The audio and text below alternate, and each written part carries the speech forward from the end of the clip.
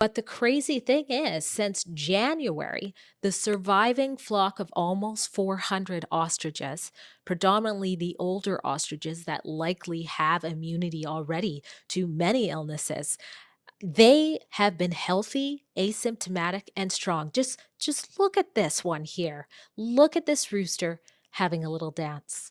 So pretty. Who's a pretty boy? Oh, so pretty.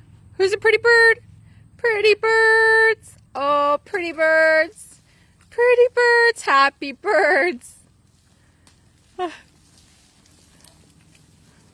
Oh, so happy. 217 days. It's worth a dance.